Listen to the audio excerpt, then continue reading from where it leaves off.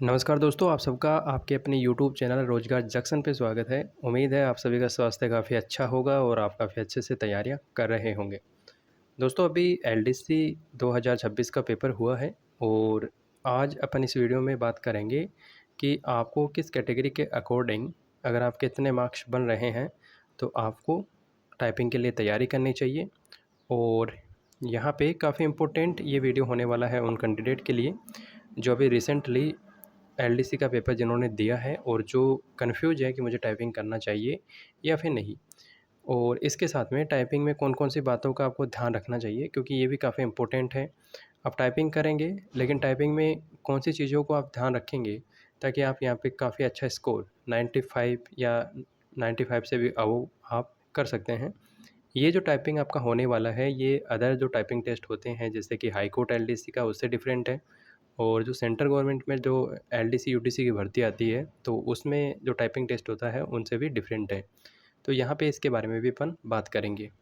तो अपन सबसे पहले यहाँ पे कट ऑफ के बारे में बात करेंगे और उसके बाद में आपको वीडियो को स्किप नहीं करना है, क्योंकि आप अगर उसे रेंज में आते हैं तो फिर आपको आगे की बातें भी सुननी है कि आपको कौन सा कीबोर्ड मंगाना चाहिए।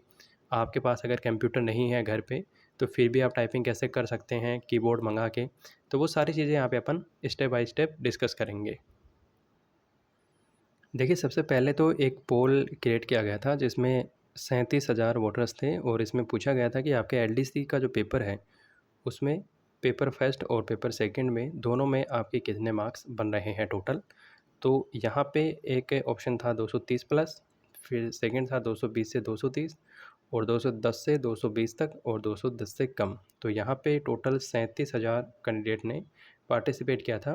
तो ये एक मतलब मोटा मोटा आइडिया है।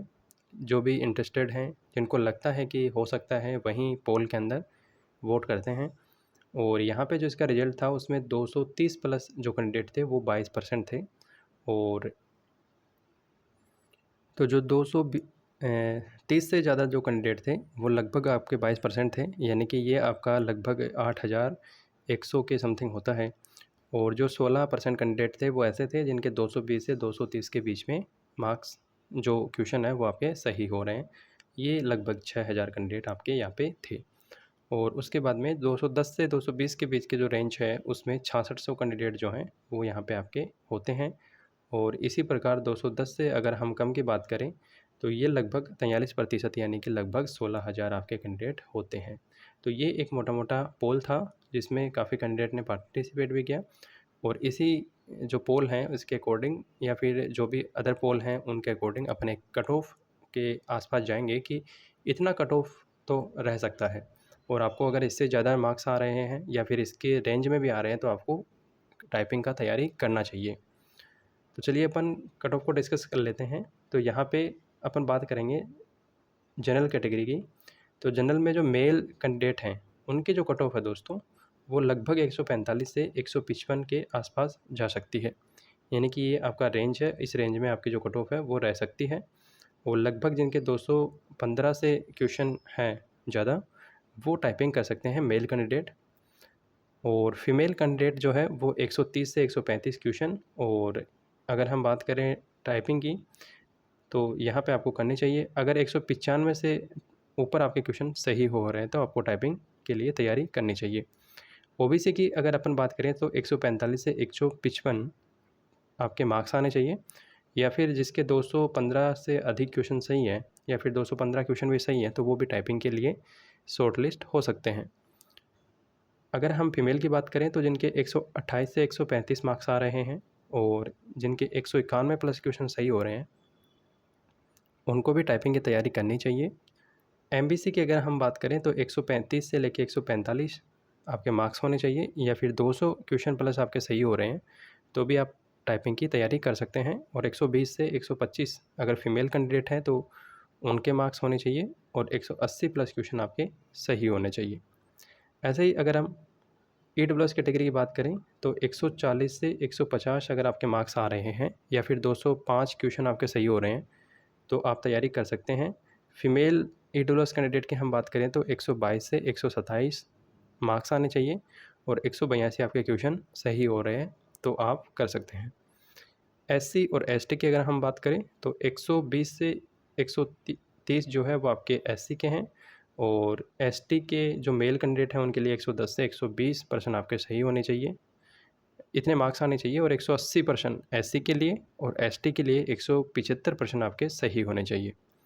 फीमेल के अगर हम बात करें एससी की तो 105 से 115 आपके मार्क्स आने चाहिए दोस्तों, और 155 आपके प्रश्न सही होने चाहिए। एसटी की अगर हम बात करें तो 100 से 105 आपके मार्क्स आने चाहिए, और 150 प्लस क्वेश्चन आपके सही होने चाहिए।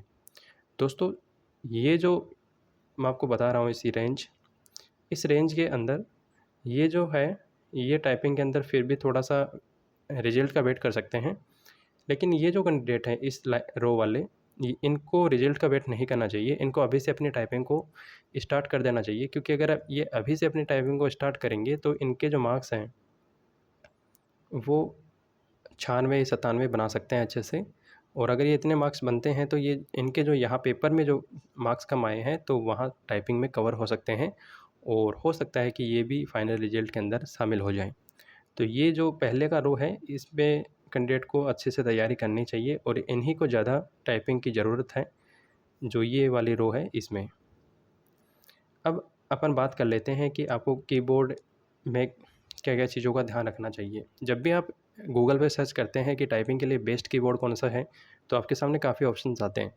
दोस्तों वो सभी ऑप्शन है कि आप जब डाटा एंट्री का काम करते हैं तो उसके लिए बेस्ट है वो लोग, जितने भी आपके कीबोर्ड हैं, क्योंकि वहाँ पे जो स्मूथ आपका की प्रेस होता है वहाँ पे, तो वो उसके लिए सजेस्ट किए गए हैं।